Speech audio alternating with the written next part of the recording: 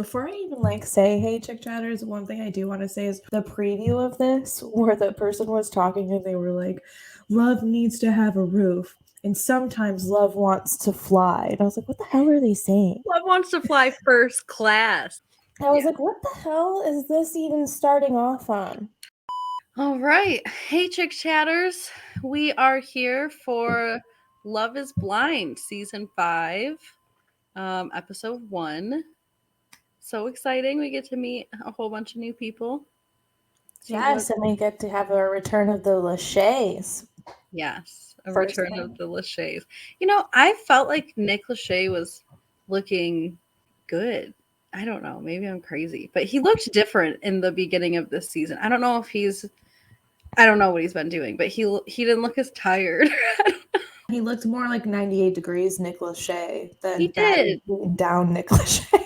He did. So, yeah, so we started off as usual with Nick and Vanessa, and they are visiting the living quarters right away, asking some questions about why they want to date in this setting. The one that struck me the most was the guy who said that he was just too small, he was too skinny, and Vanessa's like, "Did they tell you that?" At first, I was looking at him compared to the other guys, and he didn't really look that much smaller. But then in other scenes, when I saw him, I was like, okay, he is really small. When he's standing next to Milton, who looks really tall, and he's standing next to Uche, who seems really tall, and he's he's kind of frail, I guess. I don't know. He doesn't look like he's starving. He's just not he doesn't have any buff or fat or much to him at all. Yeah, but when they were all just sitting there, when he was saying that and they were showing him, I'm like, he doesn't look that small, but I guess. But then I know, I was kind of maybe this guy's just insecure, but I think he's got some reality to it. But yeah, so I don't know. It kind of comes across right away, especially I think Izzy kind of comes out too, and he says something about being bald, and it feels like they're trying to say we're a bunch of trolls that are trying to date behind this wall, and I'm like, all of these guys look fine, they're attractive enough to date, as long as someone's you're not completely not your type or something. The women talk more about what questions they might want to ask, or I guess that's what Nick and Vanessa asked them, is what questions that they might want to ask. And I think that obviously the one about have you ever been to therapy, I think was a good question. I think a lot of people should ask that question on a first date, not even in the pods. Well, especially if these people are in their mid-20s, early 30s or so. They've probably gotten to that point. They open the pods and everybody starts dating. And one of the first people they show is this fisherman named Carter, but they don't really show him much after this. But he recommends that Stacy posts some fish pics. He said it's gonna get you hundreds of followers. I don't think he realizes to her hundreds of followers is probably nothing. Whatever. A regular picture might probably get her that. So good to make suggestions. But yeah. Stacy had some really interesting first dates. I wonder if that's why she was attracted to Izzy right away, because then that one guy burps at her too. Burps at her, and then she makes JP do exercises. And it's not the only time he does exercises, actually. You'll see him later on do an exercise for somebody else. I don't remember. Right. Yeah, she's 33, and you're going to hear me call her Leanne Rimes. Because she looks exactly... that's who you think is Leanne Rimes. She looks exactly like Leanne Rimes. Okay. And then Taylor kind of looks like Carrie Underwood to me. I could see it. And then yeah, let's just go through it all now. You will hear me also call Izzy Chris Daughtry. Oh, I didn't even know that. That's a really good one. And then Milton, that Childish Gambino guy, but that's not. Yeah, it's if Childish Gambino and Lionel Richie had a baby. That's all I could think of. Chris has a face, but I haven't determined the face. I really kind of hope we get rid of Chris so I can start calling Izzy Chris, because I'm going to probably be calling him Chris Daughtry a lot. Yeah, you're going to have to call him Daughtry. No, I saw him in concert, I think, with my mom when I was 9 or 10. Yeah, but one of the main people that we meet is Lydia. She's one of the main first people we meet, and she was born in Puerto Rico. And we see her first on a date with Milton, and they both connect over geology and other common interests that are really nerdy, and I couldn't exactly explain because I didn't understand. He said he has like a polarizing microscope or something Yeah. in his apartment, and he was really, really excited about her. I think he was more excited about her and the connection about rocks than she was, but I think she said in her confessional like she made geology sexy or something, which made me laugh. But yeah, they kind of connected on rocks right away, which is such an interesting connection. Yeah. Like they really got specific about the types of rocks. He's a young genius. A baby genius. That's what we're gonna call it for now. Well, he's the Milton baby genius because he really does seem like he's just kind of really young and just knows a lot. Yeah, yeah. I don't know Yeah, if he's and gonna we look- learn more, I think, eventually. I might as well just say it now, but we learned that he had like an associate's degree, I think, by the time he graduated high school. Lydia learns all these things about him, some of this stuff, and she asks how old he is, and he shares that he's 24. And Lydia is, I think, in her 30s, or she is 30. She's 30. Yeah, so she didn't take that very well. I don't blame her. I don't know. I kind of go back and forth with this because I think I've told you all this before, you chick chatters, but I dated someone when I was 20 that was 30. And it kind of just occurred to me while I was thinking about Lydia dating Milton, because in my head, I'm like, his brain's not even fully developed. Like, what is he really doing here? He really just shouldn't be here. And then I was like, wow, I dated someone whose brain was fully developed when mine wasn't even nearly developed. Like, I wasn't even 21 yet. So Yeah.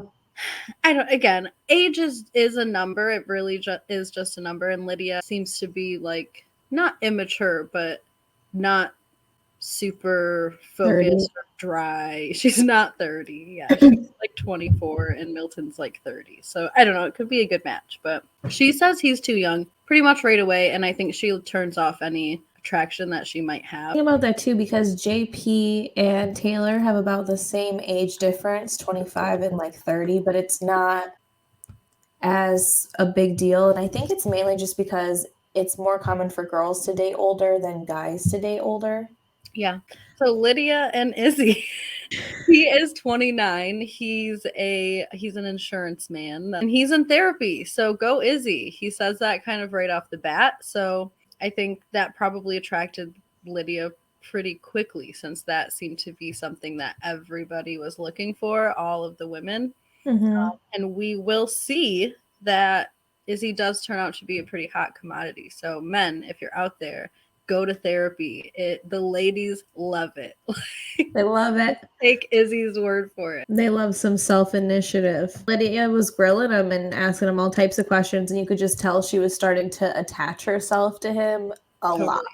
Totally. She ended the date with, so when are you going to propose to me? Not like he could get a full thought out. Every time he'd start talking, she'd be like, "You're just like me. You're just like me." I know. She was like screaming at the top of her lungs, first of all. And then, yeah, when are you going to propose to me? I'm just like, this was a 5-minute date. These are all 5 to 10-minute dates. They meet everybody. These are the first impressions. Then we move over to Izzy having his first date with Stacy. I didn't catch Stacy's age. You got her? She's 33. Okay. Izzy and Stacy seem to hit it off pretty quickly. They have like a really fun kind of light banter, I guess, with each other. They just seem to kind of go back and forth really easily. Whereas, I don't know, it seemed like the first date with Lydia, just then, like you said, she's just like pulling and like attaching, and it was very much like a back and forth with Stacy that was fun to watch. And I think she said she gave him like 5 points or something because he likes to dance. So she had a point system going for the first dates. So yep. Is it Joni or is it Johnny? Johnny. Okay. So she's a lawyer and she's 30 right away when she talks to Izzy. This is his third date now that we've seen kind of in succession. And she asks what he's looking for and he says like someone that's like stable and emotionally intelligent. And her response is like, I'm super stable. I'm like, why does that sound sarcastic to me? Because I know she's trying to be serious, but I thought that it was hilarious because she follows that up with like, yeah, I have a really crappy track record of relationships. And I'm like, okay, Johnny. I think I was starting to understand at that point why she was the one that we were seeing the most of in the previews. They actually got deep pretty fast. They did. Some things. They start talking about how Chris was engaged before, and then Johnny says that she was married before, so they kind of bonded over having broken marriage type situations. But then she tells Izzy that she loves him at the end of the date. So it's like Izzy basically has one proposal from Lydia. Johnny's over here proclaiming her love, all in these like first 5-minute dates. So again, men, go to therapy because the women will just throw themselves at you. But women, if you want to keep that man, don't just throw yourselves at him. And go to therapy yourself. Okay. Right, because we all know how this ends up, right? Assuming that you've all watched 1 through 4. Yeah, don't throw yourself just in the first 5 minutes. Give it some time. Yeah. Give yourself in doses. Yeah, a little bit of mystery goes a long way.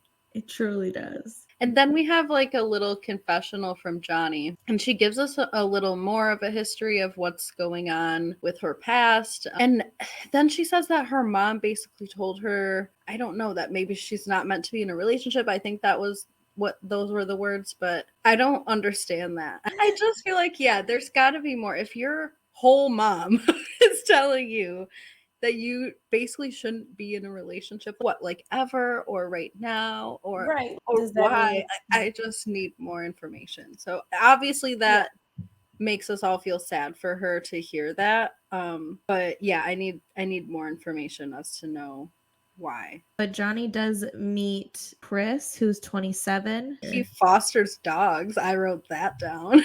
Johnny loves that he fosters dogs. Who doesn't love someone who fosters dogs? He seems like a nice guy. I wrote in my notes that I feel like I would love Chris. So obviously something he said in this date attracted me to him. So I don't know. Maybe I'm Johnny. He does seem like a genuine person. He does. So then we see Taylor, and she's 25, and she's meeting up with JP, who is 30, and he's a fireman. Their date was really cute. They just seem to be on the same page with a lot of things. They kind of both seemed like Southern bumpkins to me. Yes. I actually really like them together as of the pause. Yeah, I got that same exact vibe too. Like I could just see them at like a Morgan Wallen concert or whoever. I could just see it like right away. And all their red, white, and blue glory with her like little curled blonde hair and some boots or something. Like it's just, I don't know, it's kind of like a match made in heaven. But yeah, they definitely hit it off right away, her and JP. She asked him something like, can you cook me grilled cheese? And he was like, just bread and cheese. And she's like, yeah. She gets all excited. He's like, I can cook that. I can cook anything. I don't even think he has an accent, but I think they both kind of sound. They have like a little bit of a twang. You might be this right. Season's in Houston. Right.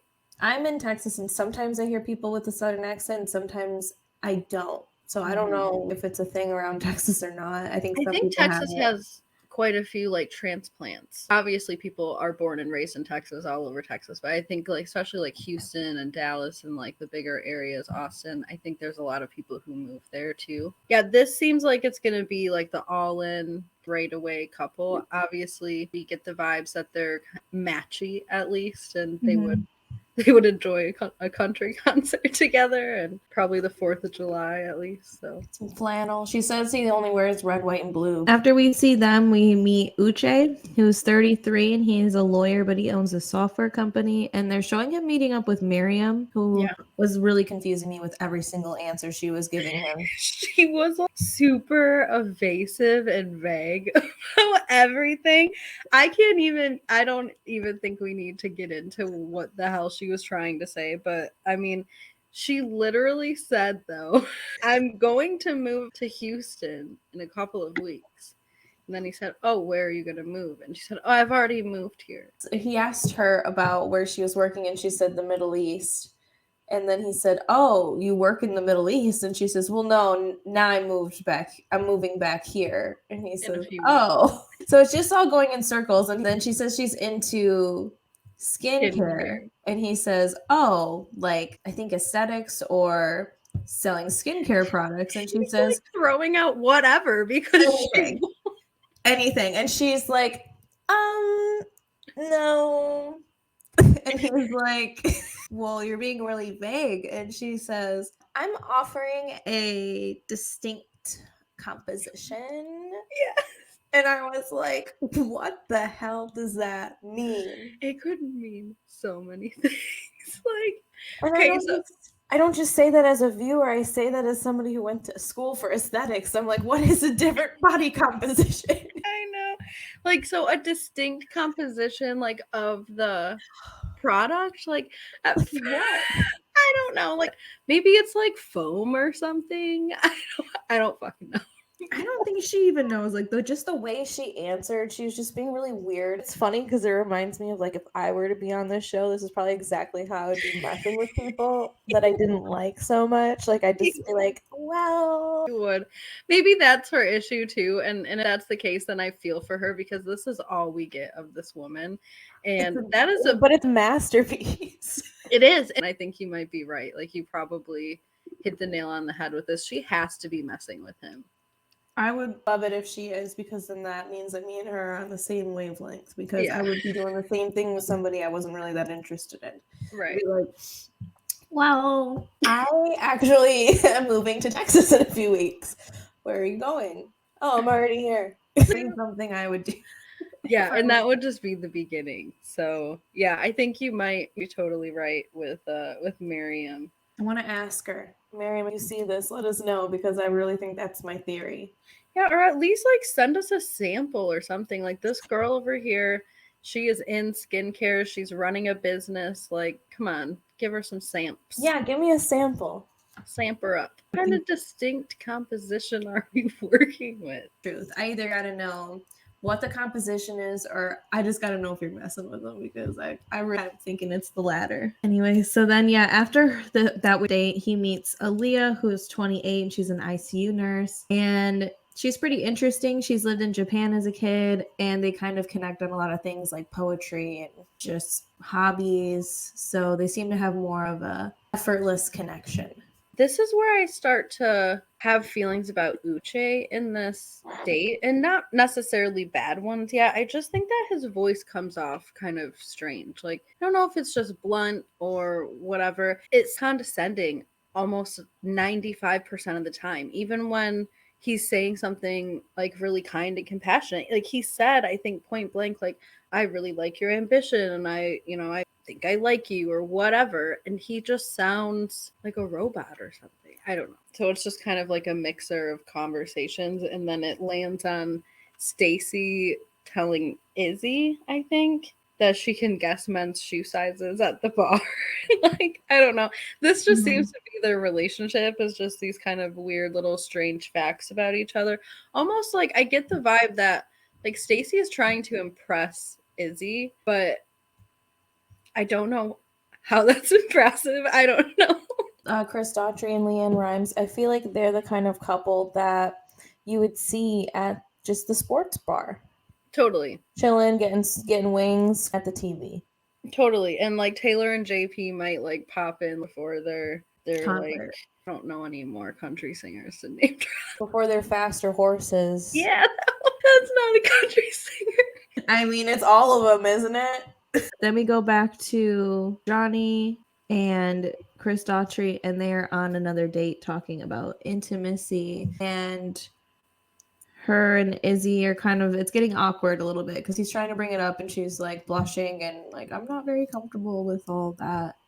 Right. So, he's not really respecting that boundary either. He was just like, oh, that's okay. And then like asked even more questions. So, yeah. I mean, she didn't seem like it was like a hard line. I think maybe she was just trying to let him know that she wasn't good at talking about those things. But yeah, I noticed she's like, I don't know if I want to talk about this. And he goes, okay. And he asks her more questions about it, like lights on or off. I did think that her comment about the response to lights on or off was really funny when she said, like, I mean, it doesn't really matter to me, but if we're in bed at night, I'm not gonna like get up to turn the lights on, because I've had guys ask me that question before, which first of all, I don't understand that question. And I want to respond that way. Like, how much detail do you need? Yeah, so then Johnny meets with Chris and they start playing this game of just asking questions, I guess. I'm not really sure what the point of this game is other than just picking a card and asking questions. I don't know if Yeah, this is some pre-planned game by the producers based off of their surveys, because some of these questions seem very oddly specific to traumas that right. they have. Well, my So, assumption is that like maybe they just have like a stack of cards that are like icebreaker kinds of questions, or like date questions. But yeah, they are they get deep, and I think that that's what it's called. Like, she asked, like, do you want to open the getting deeper stack or something? yeah. So yeah, they do pretty quick here, asking about I think the question was like, would you change the way that you lost your virginity? Yeah. And she says no, I think. She says she was just in high school and it just kind of happened with a boyfriend. If I remember right, I didn't really write it down. Mm-hmm. But she asked him the same question and he kind of hesitates for a little bit. You could tell he was struggling on whether or not he was going to actually tell her. At first, I thought he was going to tell her that he was a virgin, Yeah, me to be too. honest. Yeah. Actually tells something worse to me, and that was that he was violated and that he lost his virginity. Kind of I kind of got it. It was that with his friend that he went on a trip with. Yeah, it seems like they were like sleeping in the same bed together, but his intent was to go to sleep, and hers was not. And so I think he felt like a lot of pressure. And he said eventually that she just like crawled on top of him and like assaulted him. I mean, Yeah. that's what that is. So yeah, that was some pretty heavy stuff for him to share, but I think really brave for him to share that with Johnny, but also on TV is pretty brave. So I thought that that was cool, and he talked about the stigma and how it was kind of embarrassing to tell people about. So I felt for him. I think it was like a really honest, vulnerable moment. I thought it was good. And then he said, I don't think he said this to her. I think this was in a confessional, but he said that he could see the seeds of love growing for Johnny after she supported him. So I Yes. thought that was sweet. He said that he cares about her and caring is the baby brother of love. Yeah. It's weird like that, but it was funny to Yeah, me. I love him. I think he's so cute. Oh, yes. But then after we see them, we go over to Lydia and she meets with Izzy again and they talk about what they want in a relationship. And she just excitedly keeps talking over him. Brittany. And she kept saying, oh, you feel the same way. And she's just trying to like insert herself in every answer that he gives. She'd ask him a Mhm. question and then she'd just be like, me too, we're the same. I know. And I think like she says this a lot, but this is one of the first times I think that we hear it, that she's looking for someone to love her soul, or like love her. She talks about her soul and it wanting to be loved a lot, which is valid, but she really is kind of preoccupied with someone loving her soul. So I wonder if all the similarities between her and Izzy that she notices makes her think that has a better chance of loving her soul. I don't know, but she is just thrilled in these dates. And Mhm. I think she tells him in this date that so far he's her number one. Yeah, she tells him that, and you can see as this date is progressing that Izzy physically starts shutting down more and more and getting more and more like, this is awkward, get me out of here. This is not it. Yeah, he was feeling suffocated. Like you could Yes. just tell right away. He like the whole vibe flipped for him when she was that forward. She told him how she felt. She asked him if he felt the same way. And then she's saying things like, it's just weird. I want to feel you.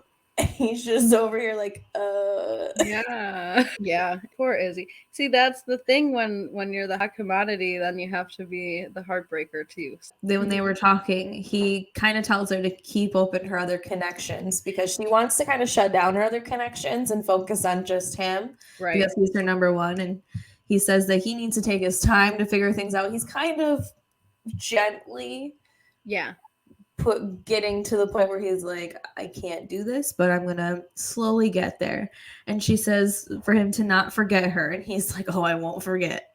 I know. No, that is a good point, because that was almost kind of directly his response to her when she said, you're my number one. He basically was like, oh, that's flattering. What about your other connections? So it was pretty obvious. But yeah, so we get to Uche and Aaliyah. They have just lots of connections on their like deeper parts of life, I guess. Like they have the poetry, they inspire each other. They literally have the same exact guitar with the same acoustic whatevers. So they're like really in the sauce this date. They're loving the commonalities. Yeah, they talk about how he used to perform spoken word poetry, and he offers to have her perform at the place where he used to perform, and she gets excited. So it seems like they're very artistic and they would enjoy a lot of activities together. That's all I can say on that. But then we go over to Taylor, and she's talking in her little confessional about how she used to base things more on looks. And she meets JP again, and I'm not sure why they prefacized it with the looks thing. I don't know if they're trying to say something about JP's looks, but I don't think he's unattractive. I don't think he's unattractive, but I think he's incredibly average. Yes. Like he razzle dazzle, unless you're really about like the patriotic American flag thing, which she could be, like that could thing, but there's no swag. He's got like just a really normal looking, which is not a bad thing. Like people marry normal all the time. We're all normal. But yeah, I mean, he's not unattractive. I think Taylor is a little bit, I mean, she has some razzle dazzle, right? Like you could tell, like, I think her lips look maybe a little plumped, and, you know, she's does her makeup every day. She's very, very blonde. I'm not sure if that's a natural color. Like, I'm not mad at any of those things, but yeah, I mean, there might be some differences in the way that the two of them see physical appearance, but she's saying that she's on the show because she's looking for love, not for like arm candy, essentially. So I think, but yeah, this is where he does the push-ups because he was yawning. So I think this was like a late night date. I'm guessing at this point it seems like it's around day 3. And can I just say, I am so tired of the obstructed views in the camera. Like when we are looking in the pods or we are watching them in their confessionals, there will be like a light blip or something go by, and like they'll cover their entire face while they're talking like this in a weird light. I get that they're trying to make us feel, I guess, like we're watching something that we're not supposed to be, or like we're watching something intimate or something, but like I don't need to stand in the bushes or feel like I'm in the bushes. Like, please stop with the obstructed views of these people's faces. Why? At one point Aaliyah and Uche were talking about some really serious stuff in episode 3, and there's a rainbow coming from her face, and I'm like, what is going on with this lighting? Like, then we go over to Lydia talking to Leanne Rhymes and telling her that Izzy is her number one, and Stacy don't give up her number ones. She don't tell nobody anything except this one girl, it seems. But this was a really funny scene to watch Lydia kind of prancing around her number one and hug everybody and just be so intimate with every woman there. She is so physical. Yeah, and it only gets like more and more physical. I do remember I was like thinking to myself, like, you and I are best friends, and like I just could never imagine us like we hug and sit and like we'll touch each other when we're sitting next to each other, but to be like wrapped in a blanket with your head in my Yeah, like she'll be like holding hands and holding people. She's very spicy. I was telling the confessional how great Izzy is. Then she goes on another date with him. And they show her kind of getting all excited about him. And she just walks in and she says, "Oh, I've missed you so much." And he just immediately shuts down and Yeah, doesn't say anything. he's so And like quiet. he cannot at this point. He has to break it off right now. And that's basically what he does. He's like, my other connections are just stronger. And she gets very upset. I mean, can you blame her? She's instantly sad about the whole thing. She wants to know why. She wants reasons why. She feels led on. She feels all of the emotions. I think she was reading into their relationship more than it was. Yeah. But I think that's easy to do when you're also not seeing their expressions. I think if she was also seeing his expressions at the time that they were having their last date, she might have a little bit more of a hint of he's not that into you. I feel like if Izzy was more honest yesterday, when we could tell yesterday from his body language that he wasn't quite where she was, then she wouldn't have walked into this on such a high and just came like crashing down. Obviously, she's pretty like emotional, but so she's going to have a reaction either way. But yeah, I think I felt bad for her because I think she left the last date thinking, like you said, a lot more about the relationship. And then right away, now he's about to cut it off. And he doesn't really give her a reason. He actually says like something so generic. He's like, it's like chemistry for me. Yeah, he just wanted to get out of there. He was trying to get out of there as fast as he could. And Lydia just starts crying. Nothing makes sense to her. But as she's kind of gathering her things and she's saying goodbye to him, she says, "You have a great rest of your day, sir, with your people." Because she knew he had multiple connections. So Yeah. it was just, And but what intrigued me is that we get to see the beginning of her and Aaliyah's relationship because the first person she comes into sobbing into their arms is Aaliyah, and they're just yeah. holding each other like Yeah. for dear life, and she's sobbing about Yeah. this. Obviously you're going through hard things in the pods, and it's probably good to have someone who feels like such a support system. And I mean, everybody wants to be held and hugged like when they're crying. So I do their relationship is really here and like supportive, but we'll get Yeah. there. It's a great turnaround from last season, I think. The Because mean last girl season, attitudes. Yeah. yeah. Stacy and Johnny though, they did peep Oh, that things were cut off with Izzy and Lydia when she came in crying. It showed both of their expressions. And again, I think it speaks to the difference in the pods because they peeped it, but they weren't laughing. They didn't go, talk to each other about it. They weren't mean girling.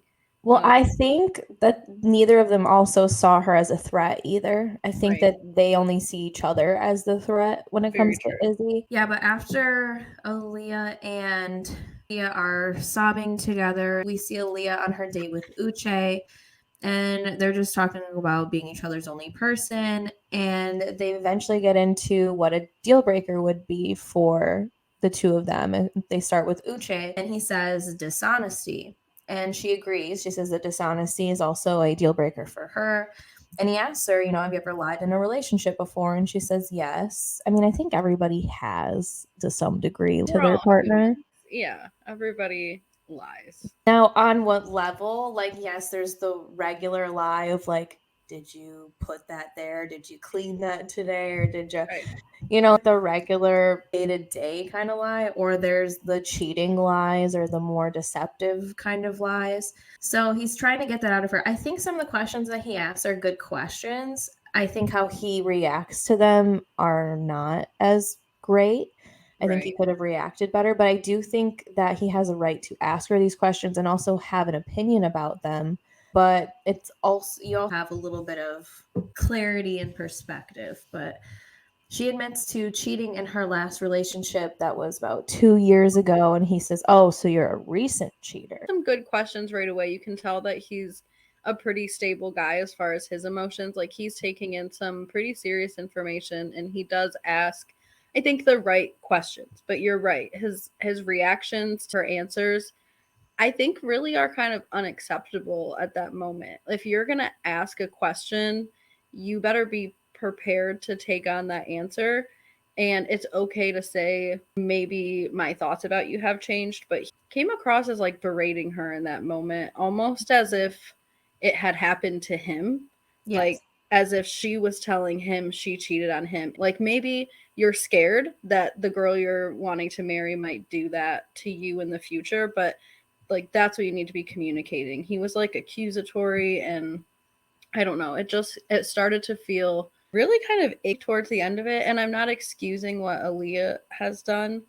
You shouldn't do that in a relationship. You should leave. But she said as much towards like the end. I think she should have led with that. I think that might have saved a little bit of back and forth if she would have just said, I've learned a lot since that happened. I've lived with an incredible amount of guilt, and I would never do that again. Those are all things that she said in that conversation, but she should have just said all that like right up front. Right. Instead of Uche having to like kind of pull that out of her, because then it just doesn't feel as legit. He kind of gets at her about the fact that she didn't tell this guy that she continued to date him for another 3 months. That seemed to really take Uche back. And he asks her some of these questions. He's like, is it about you not wanting to hurt him, or was it about not wanting to hurt yourself? He very much judged her for the recency of it. 2 years is a lot further away than a few months. 3 months. So we will see. Just keep that in your minds, chick chatters. But he does also throw out this random fact that he cheated when he was 18. He kissed somebody else, so it's not the same. And I was like, I've literally done the same thing when I was like 17 or 18 or whatever. I cheated on somebody like that, and it was the only time I ever cheated. But I would never throw that at somebody at like 28, Who did something very serious, right? Yes. I also did this, but I was 18 and it was a kiss, so it's not the same. Then shut up, sir, because it is not the same. Like, it's so irrelevant. Yeah, don't act like you're trying to level with her about that. Just say, I'm trying to understand your perspective. Like, there's no way that you understood what she was feeling from what she did from your kiss when you were 18. I mean, I have said that before to people when they have asked me, like, if I have in a relationship. And well, yeah, I did when I was way younger, and I learned from that. Right, but not as a comparison to try. Just another 5 off of Team Uche from Gryffindor. But yeah, so she takes herself back to the living quarters after this happens. She is like really, really upset.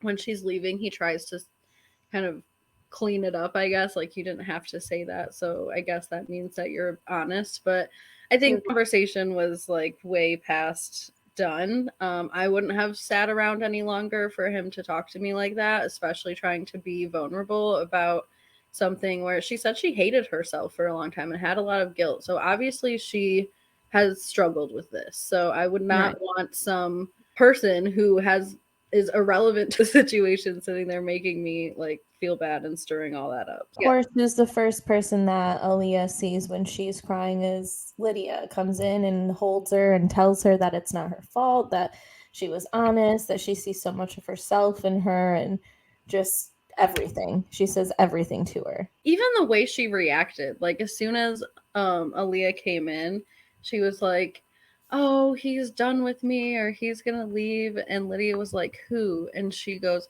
Uche. And she's like, it's this big crazy like reaction. Yeah, and she keeps kind of saying these weird things like he knows better, and he doesn't deserve, like, she knows him or something. She keeps making these weird comments about him to Aaliyah that, of course, like, Aaliyah kind of knows him at this point, so she's kind of like, yeah.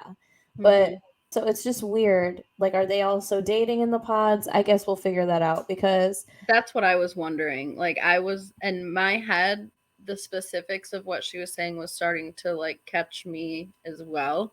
And in my head, I was like, she could be dating him too in the pod. Yeah. That's what I was thinking right away.